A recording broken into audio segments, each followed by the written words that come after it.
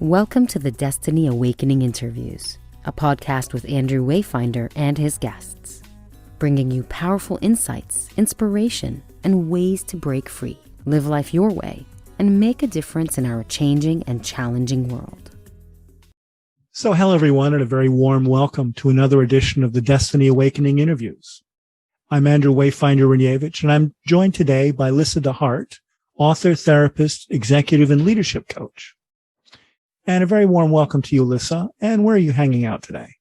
I'm hanging out on Bainbridge Island in Washington State on the west coast of the U.S. And I actually know Bainbridge, and it's a little slice of paradise. You are super lucky. I have managed to land in clover somehow here in my life, and I'm happy to be on Bainbridge. Yeah, because you live on this beautiful kind of tranquil island, but you've got a 30-minute ferry ride to the center of Seattle. It's quite extraordinary, frankly. Yeah, it is. It's sometimes I kind of am like, how did I end up here? So that's I'm sure there's whole metaphors of doors that were opened and have closed and all those sorts of things that we could go into. But I am here and I'm very happy with it. Okay, great. Well, let's get on with your work and your experience. So Lyssa deHart, LICSW-MCC, is the author of Storyjacking, Change Your Dialogue, Transform Your Life, and a leadership, confidence, and whole life coach. With 20 plus years of clinical experience as a therapist and then the last 8 years as a leadership coach, Lyssa has a deep bank of knowledge and experience to draw on when she works with her clients. Lyssa works with confidence-challenged high achievers who are ready to rewrite their internal stories that are slowing them down. Her clients have included executives, senior leadership, and managers at companies and organizations such as Amazon, Boeing, Microsoft, the U.S. military, as well as creative writers, actors, and artists. So thank you, Lyssa, for your time today. And the topic we're going to be talking about tonight is challenging your narrative. And you're going to unpack that idea by answering 6 questions. So the first question, who is your ideal client? And what's the transformation your work helps them achieve?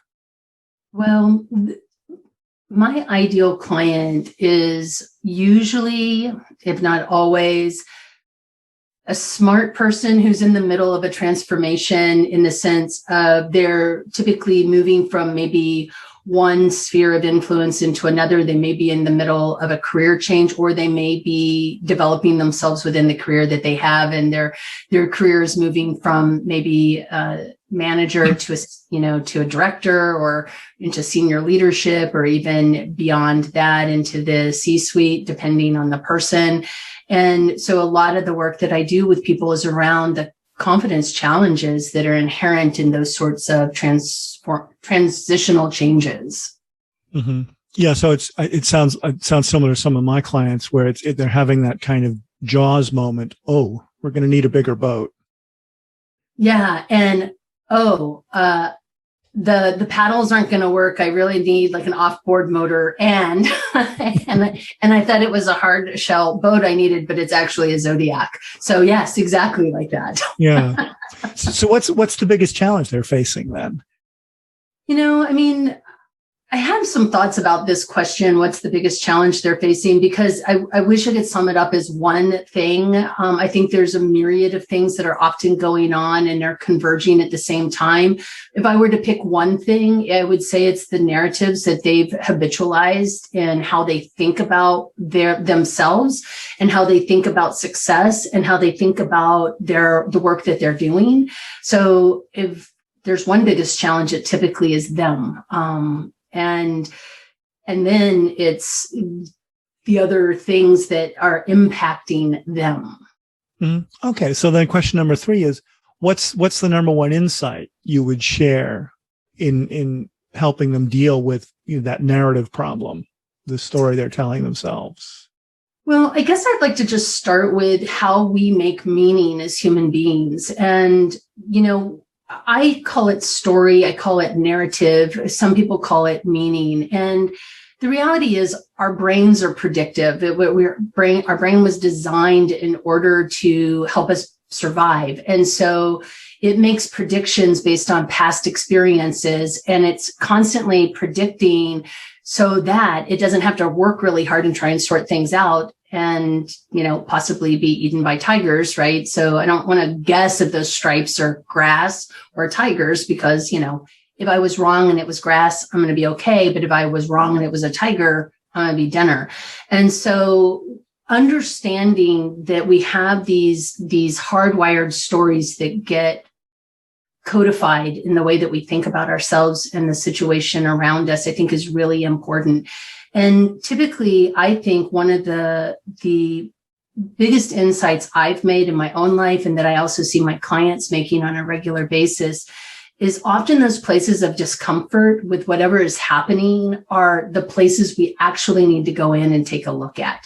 It's not how we're typically designed to think about discomfort, though. We're typically think about discomfort and go, oh, that's not very comfortable. I don't want to be there. So I'm going to go, exit stage left. And instead, it's an opportunity to really get curious, like what's showing up as you notice that discomfort. What does it take to breathe into it? And what's the pattern that's often linked to the discomfort that you're feeling and how it's showing up in the context of this situation, whatever this situation is. So being willing and courageous enough to be curious with oneself, I think is a huge, huge benefit for people. Mm-hmm. So to step away from that sort of automatic reactivity and the running away instinct. Yeah. And really leveraging the discomfort for that self-awareness that's possible as a result of it. Okay. So in your own development, what was there a concept, book, program, talk, or experience that had the greatest impact? What stands out for you? Well, there are several things in my own development. I come from a psychological background. So I was a clinical social worker working as a therapist for many years before transitioning into coaching. So I definitely bring theory around psychological safety and looking at relationships. In my mind, everything is relational. So whether it is my relationship with you, whether it's my relationship with myself, or whether it's the relationship to the situation that I find myself in the middle of, it's all relational. And so, there's a lot of work out there on relationships that I think are really profound. A lot of John Gottman's work, he works primarily with couples, but really you can extrapolate out of his work around whether it's the 4 horsemen or the 5-to-1 imbalance towards the positive that's required in relationship. He talks a lot also about turning towards, turning away, and turning against, and how those things impact our ability to be in a healthy relationship with another person. So I definitely speak to his work. I think Amy Edmondson in her work around fearless leadership and fearless organizations and psychological safety, that work is really important, especially when you're looking at organizations where, you think about us on a spectrum of threat to safety. All human beings find themselves somewhere on that spectrum at some point in every situation. And if I've landed on the threat side of it, my biological response to being in any form of threat, even if it's just a threat of my words weren't that important for you, then what's going to happen is my capacity to be creative, innovative, agile, and finding solutions is really going to be diminished as a result of the fact that I'm now in survival mode. So that psychological safety is so incredibly important in helping people to move towards that safety, to rewrite the narrative, right? Rewrite the stories that we're telling ourselves so that we can predict towards safety, so that we can then show up as innovative, creative, and agile, depending on the circumstances we find ourselves in. Okay, great.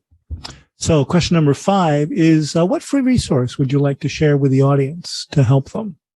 Well, I did write a book called Storyjacking. And so on my website, I have a link to the first 7 chapters for free, so you can get a sample of the book. And I also have a workbook that comes with it, a complimentary workbook that goes with the book that is available for free on my website also. Okay. And that was that Lyssa deHart.podia.com/sample-of-storyjacking, correct? Yes, I hope you put a link in the somewhere in this. That will be in the show notes. Okay, so we're at the last question, Lyssa. What should I have asked you that I didn't?